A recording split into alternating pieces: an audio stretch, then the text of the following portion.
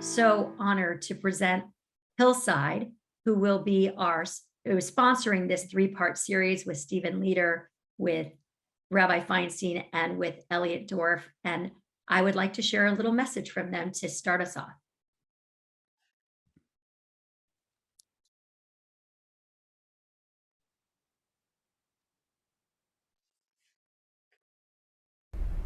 Good afternoon. My name is Rafael Ochoa, and I'm the General Manager of Hillside Memorial Park and Mortuary. Some of us, if not all of us, have heard the words, "It takes a village." And to all of us at Hillside, this speaks to the importance of community. Support, respect, and tikkun olam. These are just a few of Hillside's deeply rooted core values. As a member of the Los Angeles Jewish community, Hillside Memorial Park and Mortuary has been proud to partner with the American Jewish University for 35 years, supporting and encouraging programming for continued Jewish education in the Los Angeles area, and now with Maven throughout the world. I'm Mari Chernow, Senior Rabbi at Temple Israel of Hollywood. On behalf of Hillside and AJU and TIOH, we're so glad that you're taking the time for this important series. Judaism is a life-loving religion. We affirm life, we celebrate life, we enjoy life. One of the parts of life is the reality of death. It's difficult to talk about. Whatever your Jewish background, we're so glad that you're here to deepen your understanding of this important topic so that we can all be prepared and think about how we want to face the end of life. On behalf of myself, the entire Hillside Memorial Park and Mortuary staff, the Temple Israel of Hollywood community, including the Hillside Hill Council of Directors, we are proud to support this program and extend our gratitude to Rabbi Sherre Hirsch and Rabbi Steve Leder for this presentation. May you and your generations to follow share in the love of family and tradition. That was such a beautiful message. I just have to thank Rafael Ochoa and Rabbi Chernow for not only their support, but for also launching us with that beautiful message. And again, as you've just heard, Hillside has been supporting American Jewish University in our continuing education for 35 years. And this is the next continuation of their support, and we could not thank them more. Our guest today, you've heard from on Maven, is a force of nature. Rabbi Stephen Leder, the head rabbi of Wilshire Boulevard, has taken Wilshire Boulevard to heights that I don't think in his inauguration year he even imagined, but we can discuss that at another time. But it is his pastoral way, his experience with dealing with families one-on-one, not only at birth, not only at bar mitzvah and at weddings, but at end of life. He's recently written a book that is, did it go best? I think it went bestseller, right? So yeah, number 7 New York Times bestseller. Yeah, that was a good 5 minutes. I was going to say number 7 is, not too shabby. And we've had a chance to speak about your book, but I think the messages of the book are so relevant and would be addition to everybody's library today. But I really want to focus in this 3-part series, and I hope you'll join us for each one. Today, we're going to be speaking with Rabbi Leder about preparing for death. What does it mean to really be prepared? In our session on Wednesday, November 10th, with Rabbi Elliot Dorff, we'll really be speaking about the ethical issues, and so many of them come up, from whether to remove life support, whether you should cremate, all kinds of conversations that are so important to have. And Elliot is going to get right to the business of what does Jewish law say about it. And then we'll conclude our 3-part series with Rabbi Ed Feinstein of Valley Beth Shalom, who will actually take us from death to Yortzeit. What's the process? What do you need to do? When do you need to find a rabbi? Because some of you may have a rabbi that you already know you would engage at that time, but some of you may not know a rabbi. And so we're going to introduce you to a lot of rabbis, and we hope that you will take advantage of Temple Israel of Hollywood, of Wilshire Boulevard, of Valley Beth Shalom, and the plenty of other synagogues in the Los Angeles area, as Hillside works with all of them. So let's get right into it, Stephen. And forgive me for calling you Stephen, but I feel like we're talking about such an intimate topic. I want to talk a little bit more intimately. Well, I'm going to call you Sherry, so I think it's fine. Please. So before we get even into the preparation, everybody that showed up today had to make a decision.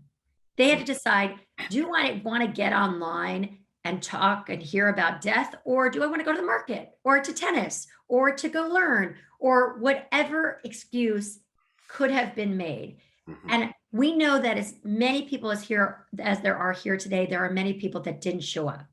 So why is this death topic so hard to discuss? Well, let's start with the fact that I think given human nature and the trajectory of an ordinary person's life, there actually is a time in life to kind of deny death and subordinate it and kind of lock it in the basement of your psyche, because there is a time in life for pure ambition and growth and, a sense of the endless nature of time. I think that's a very beautiful and powerful era in life. And what time period is that, Stephen? I think for most people, it's 20s, 30s, 40s, right? And so I don't get too worried about people in their 20s, 30s, and 40s who, think they're going to live forever, because life has a way of teaching us its lessons. But why is this a difficult thing to talk about? I don't find it to be a difficult thing to talk about. You're a rabbi, though. No. I've never found it to be a difficult thing to talk about. I remember visiting my great-grandfather in the nursing home when I was a little boy and holding his hand and looking at how thin the skin was on his hand. And my parents telling me, Zadie's going to die soon. And I was right there. And by the way, you've had this experience many times. People ask me, should I bring my 5-year-old to the funeral? Right. I was just going to go there. Right? And I always say, look, if your child is old enough to remember not being allowed to go to the funeral, your child should be at the funeral. Because by not allowing that child to be at the funeral, when they're old enough to remember you didn't allow them, you're teaching them to run away from death and run away from people who are grieving. Children are not naturally afraid. They get that from us. You've probably done this too. I take these 5-year-olds, they hold my hand, we walk right up, they want to look right down into the gravesite, they want to look at the winch and how it works, and is that where Papa's body is going? Yes, and they're fearless. So I've always been that, and I think we are that in many ways in our natural state, but we pick up a lot of negative messages. A lot of Kanaharis, right? And I really don't worry so much about people who are afraid to talk about it, because, as I said, there's going to be a point in life where you're going to have to talk about it. And the question then becomes, what do you do at that point? What do you do when your parent gets the diagnosis? What do you do when your child's best friend is killed in a hit and run by a hit and run driver at the age of 25? The question then starts to come up. Are there things we can do to prepare for death? Of course. But would you recommend? Yeah, but I think that's a really good question. Like, would you recommend, I bought plots for my parents way back when, never thinking that they would die for 50 years. They ended up dying very quickly after. But in terms of preparing, do you think this should be like a Shabbat dinner conversation? Like, oh, I was watching Rabbi Hirsch and Rabbi Steve Leder, and I think we should talk about this. Or do you think you should wait till there's a significant act, or there's a sickness in the family, or should you use someone else's illness or tragedy to bring up the conversation? I have a few thoughts about it. First of all, start very young, as I said. Children should be at the funeral. When the should they be at a sick should they visit a terminally ill person? If well prepared, yes. Oh, good. So that's what I want to talk about, what that well prepared is. If well prepared, yes. Like any other experience that they're having for the first time. And, don't flush the goldfish and go buy another one at the pet store and put it in and pretend the goldfish didn't die. Put the goldfish in a matchbox, dig a hole in the backyard, have a little ceremony, I'll never forget our first fish funeral in our backyard. And we had this little betta fish. We put it in the matchbox, put it in the ground, and my daughter Hannah, who was about 5 years old at the time, she knew full well what I was doing, my role as a rabbi. So she turned to me and she said, "Daddy, a few words."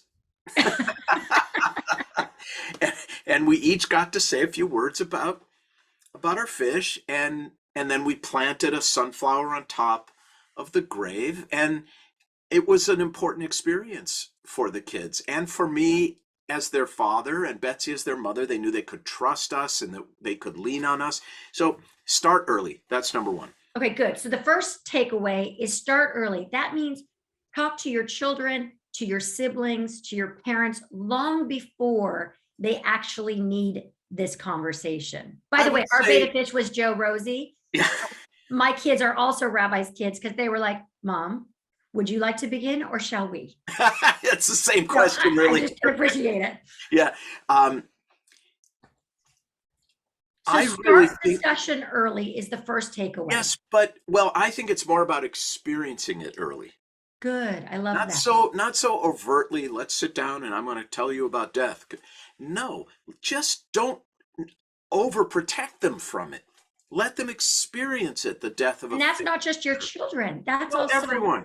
Your siblings, your parents, because a lot of people are like, "I don't want to talk to my parents because they're older now," as if they're unaware that they're older. Yeah, show up. Show up. And don't distract people from this conversation if they want to have it. But I want to make what I think is a more important point. And it's really why I wrote this book. If you want to be prepared for death, be prepared in life. And what I mean by that is have the kinds of meaningful conversations about life that will enable everyone to do right by each other in a moment of death. And it is amazing to me how many times I sit with families to prepare them and myself for an upcoming funeral. And I will ask a question like, "Do you know the story of when your parents met and their first kiss?" And you see 3 or 4 adult children go, "No." And I just go, "Oh, you never asked?" "No." Do you know what your father would say to you tomorrow at the funeral? What do you think your father would say to you tomorrow at the funeral if he could get up there and look out at you and say something? If he could give you his final blessing at his own funeral, what do you think it would be? Eyes, across the room. What was his biggest regret in life? What was his biggest failure? What did it mean to her to be a good person? What do you think she would want her epitaph to be on her headstone?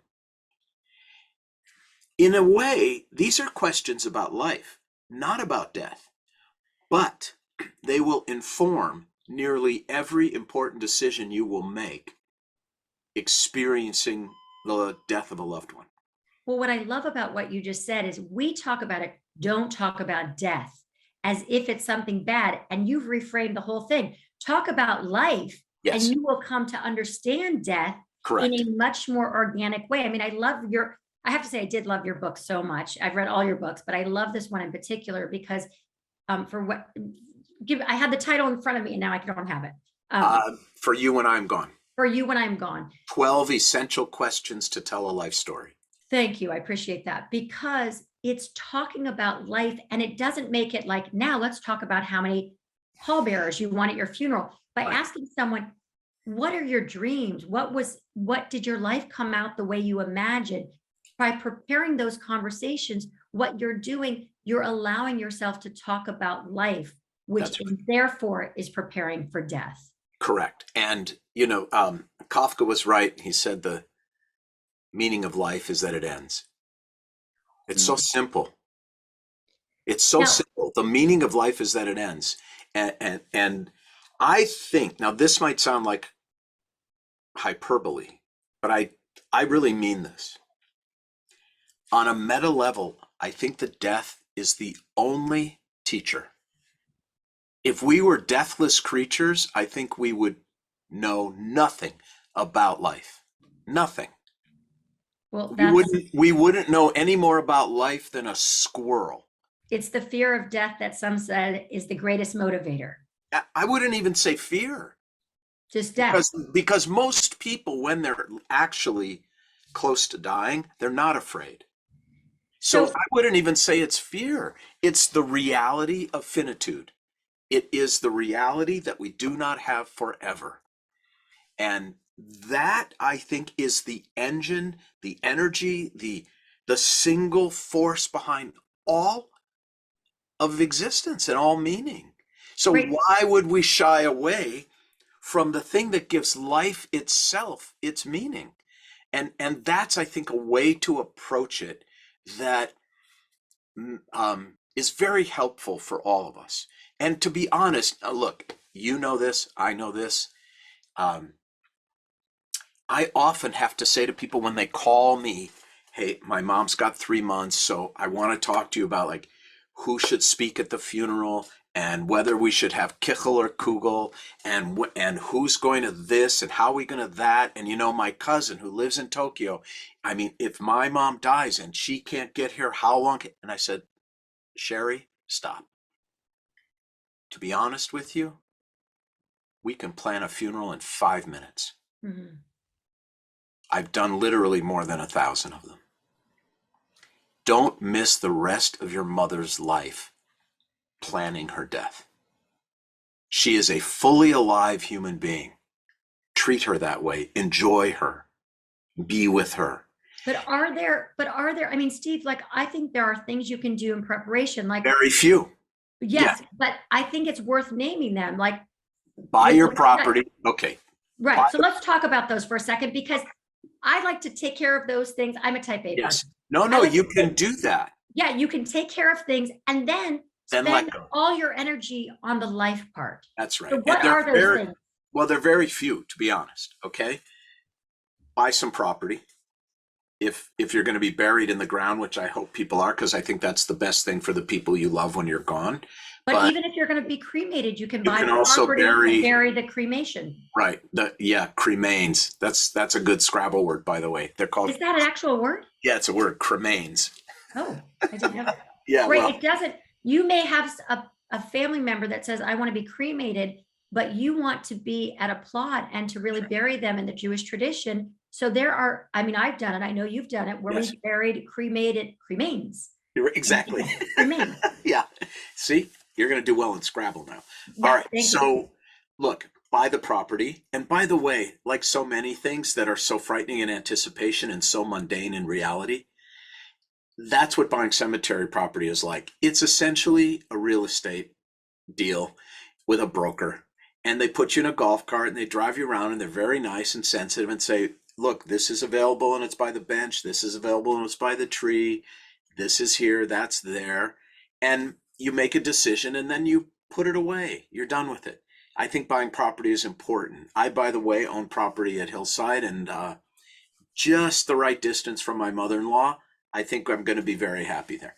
Wait, I have to just say one thing. Yes. So my parents, we bought property way before we needed it.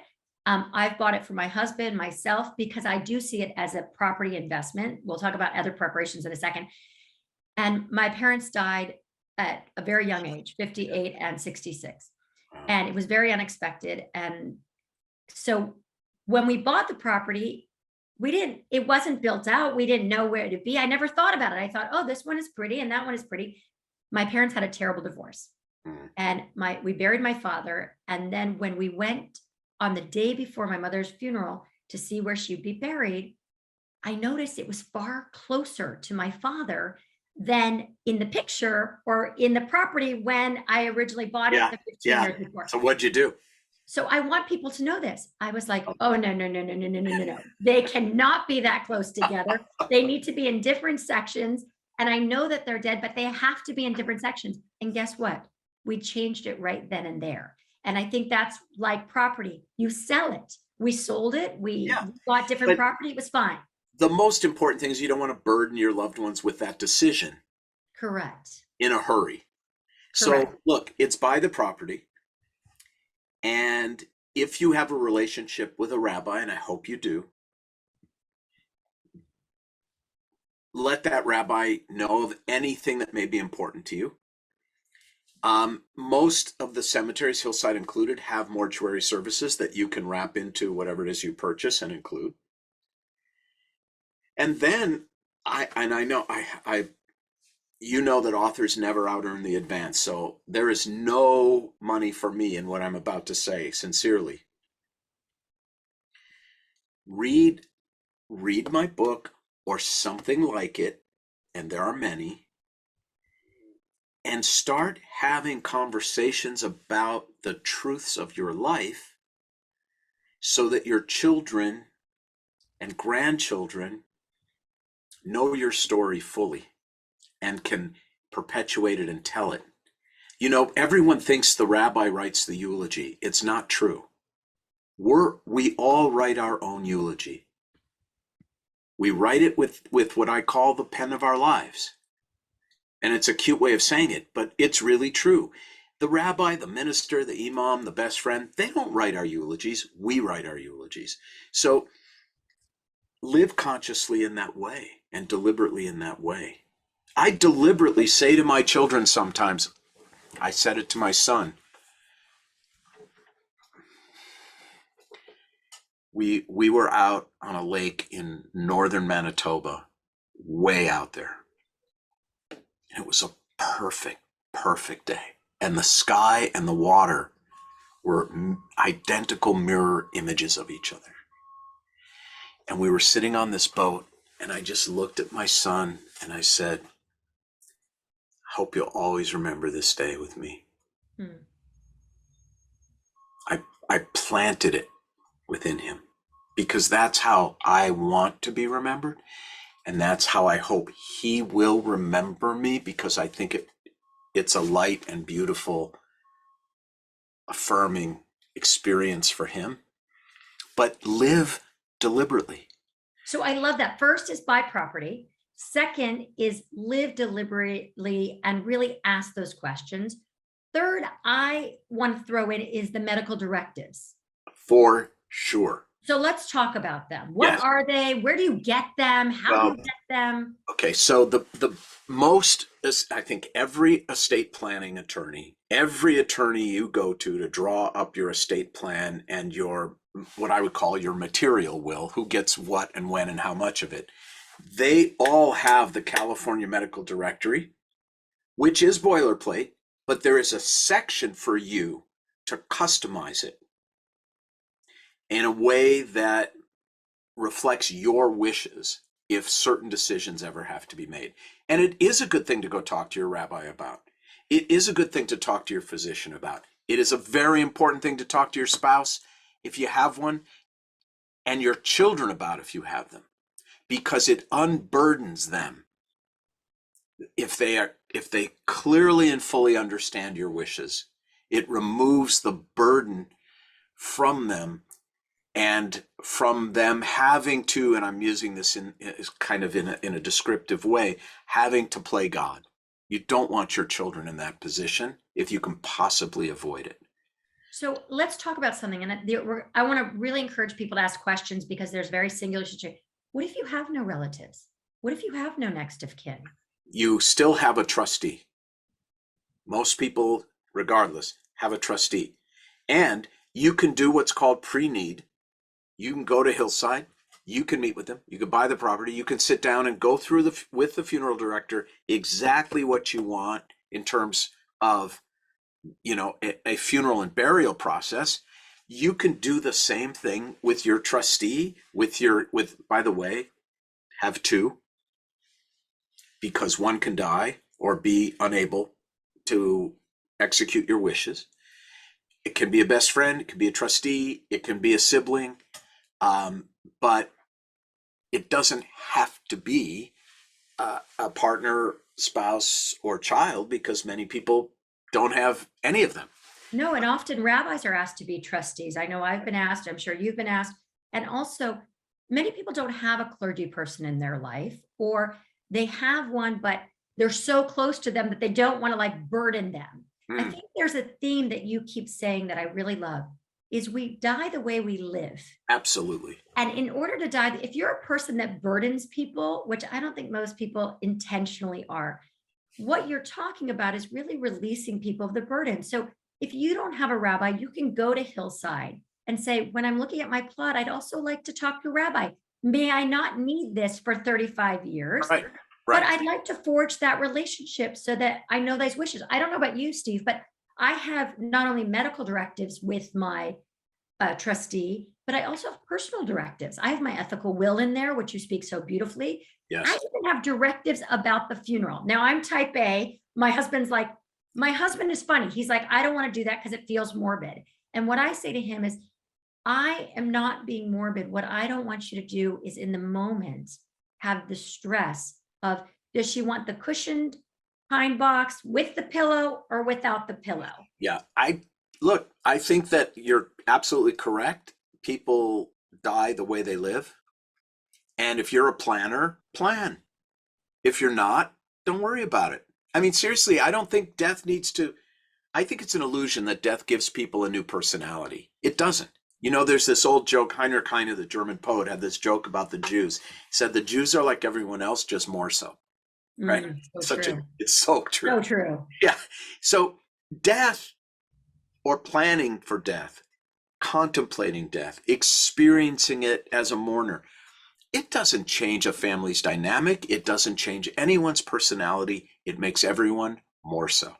So let me ask you a question, Stephen.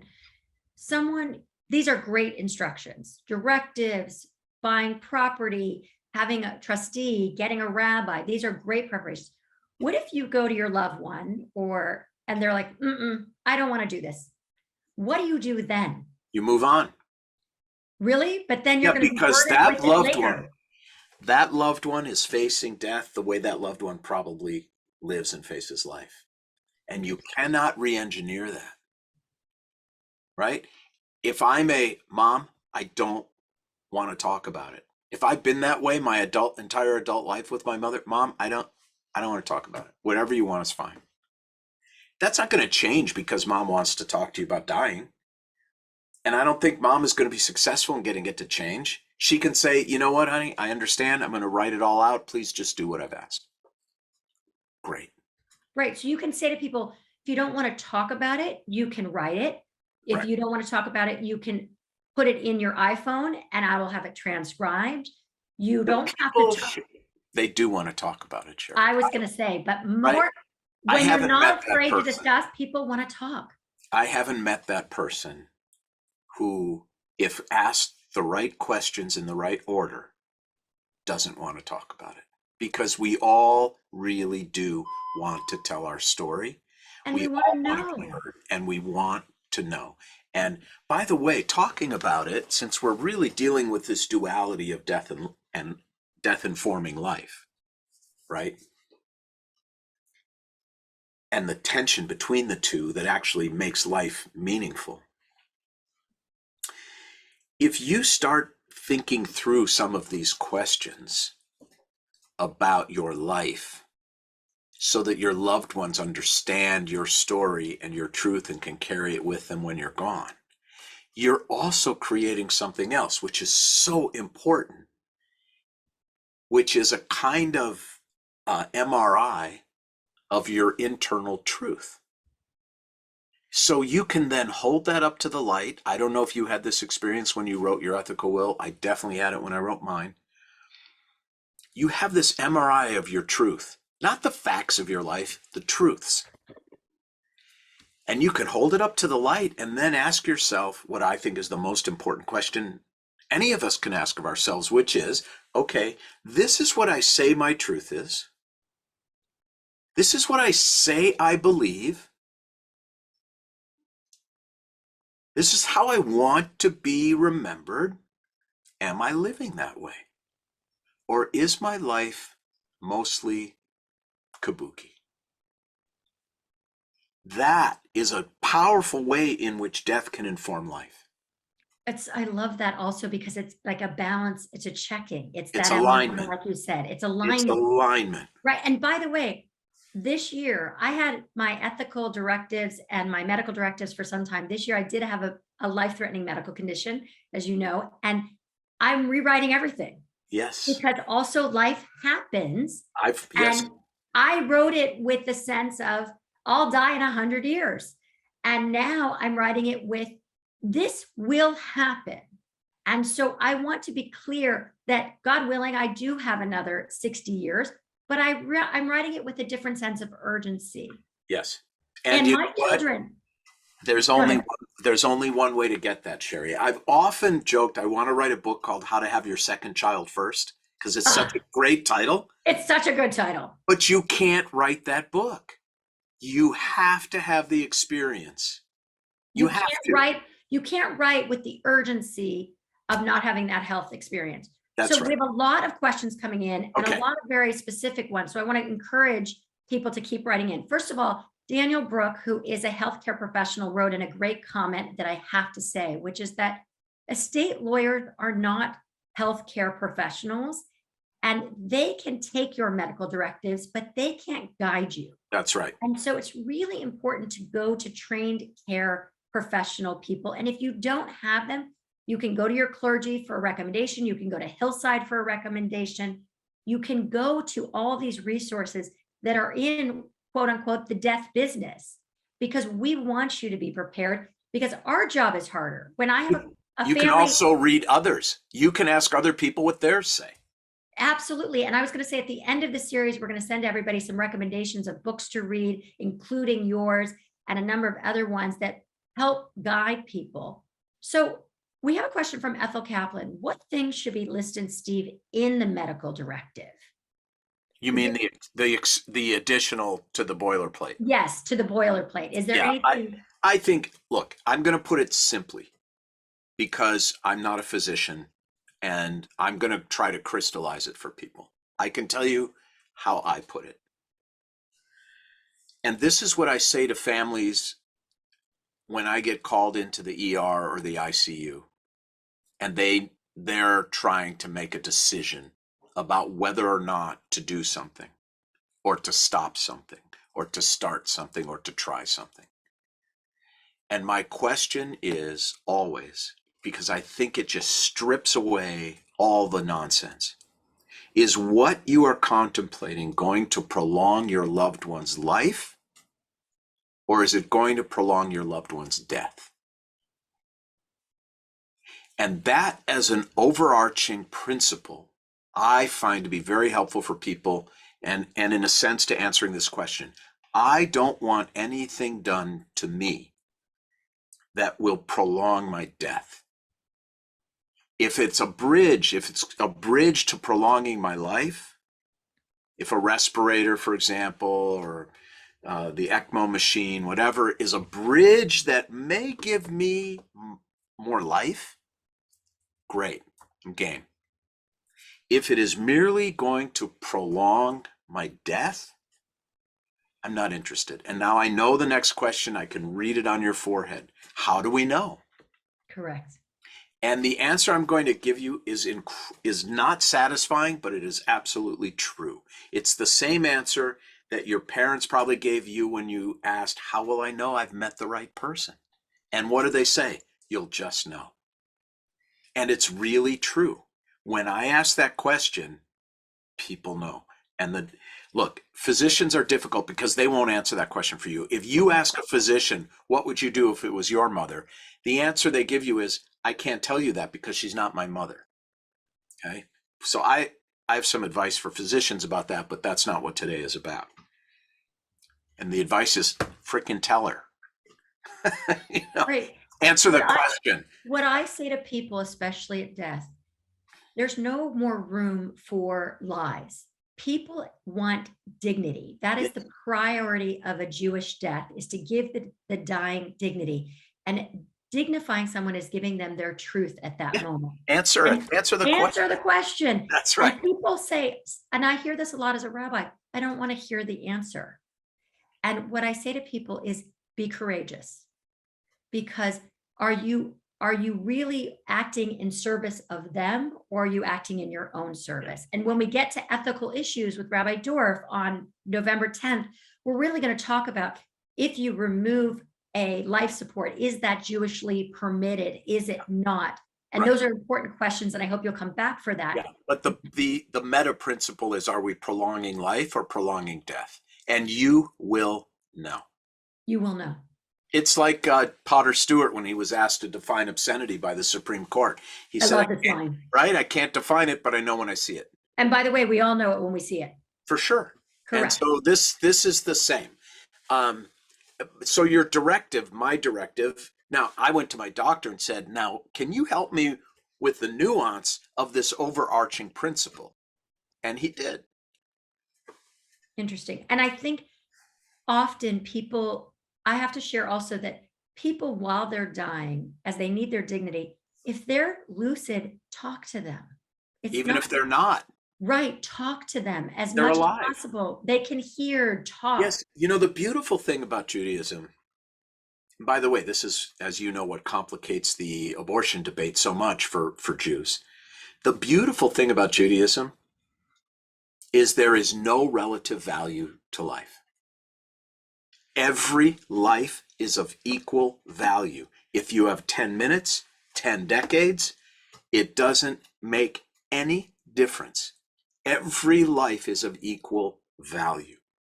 And therefore, if your loved one is alive, your loved one's life matters. They are alive for a reason, a purpose, and they should be engaged with at the same level of dignity and humanity and engagement as anyone else. You know, my dad had Alzheimer's for 10 years. He died 4 years ago. And the last 2 years of his life, he didn't speak. And my father and I, as a result, we learned a new language, which is the language of touch, which we never had before. And I would sit for hours in a chair next to my dad in his wheelchair in front of a beautiful picture window that overlooked the woods outside the nursing home.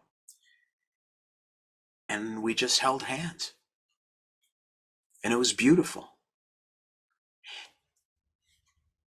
The fact that he couldn't speak didn't mean that, and the fact that he didn't know who he was, changed nothing about the value of his life. Or the fact that you could still communicate. Yes, and he's my dad. Correct. So this idea of a non-hierarchical sense of life, I think, is one of the most powerful aspects of how Jews view life itself and human beings. It's beautiful. It's I think we do death so well because we value life so much, like you Exactly. said. It's Yes. so beautiful, and I love how you framed it. And so funny because we have a question from Jody Liss Monteleone, says, where do we find directions for an ethical will? It's like, thank you for planting that question, Jody. Yes. Because the best manual for directions is in Rabbi Leder's new book. So that was an easy one, but you want to talk a little bit about just the structure for a second? Sure. So the book is called For You When I'm Gone, 12 Essential Questions to Tell a Life Story. My editor asked me, after I turned in the first draft, she said, Steve, how did you come up with these 12 questions in this order? They just unfold a person's truth. They just unfold a person's story. It's like a flower in time-lapse photography, including, by the way, the thorns on the rose and the mold and the aphids. Like, it's all there. And I jokingly said to her, 35 years and 15 minutes. And what I meant was, these were the distillate of 35 years of sitting with families and asking questions about their loved one so that I could prepare them and I could prepare myself to tell the story, to write the eulogy. And I wanted the truth of a person's life. You know, I used to teach a class at the seminary called homiletics, which you know is just a fancy word for sermons, wedding addresses, and eulogies. And when I would get to the eulogy section, I would walk in and write on the board, an obituary is the facts. A eulogy is the truths. Hmm. So, for example, the fact, if I said to you, you know, Sherry, I was born on June 3rd in 1960 in St. Louis Park, Minnesota, and I went to Aquila Elementary School. And Miss Edwards was my kindergarten teacher. These are all facts. You don't know anything about me other than my age. But if I said to you, you know, Sherry, when I was a little boy and the stress of my childhood home, my parents' marriage was just too much, I would go out on this little canoe that I had on the Minnehaha Creek that ran behind my house. And I would stay out there for hours, and I found so much peace in that solitude and nature. And I still seek peace and solitude and nature. Now you know a truth about me. So these questions in this specific order are meant to help us get to the truth of our life, all the truths, our regrets, our life lessons, our blessings for others. And that's what people need, you know. So the book, if you go through and answer these questions honestly, with humility, you will have, as we kind of said before, two things. One, a beautiful legacy to leave your children. You know, think about it. What is the legacy what is most people's last final words to their loved ones? You know what it is? It's a last will and testament, which is a boilerplate document written most by someone who barely knew you, and it is entirely about who gets what and when and how much. Believing somehow that the material will express the emotional or the spiritual. And that is literally your last word to your loved ones. Who gets the paperweight collection, the fountain pens, and the 401k? I often say to people, that's like handing your loved ones a picture of food. It's not going to comfort them. It's not going to sustain them. It's not what they need.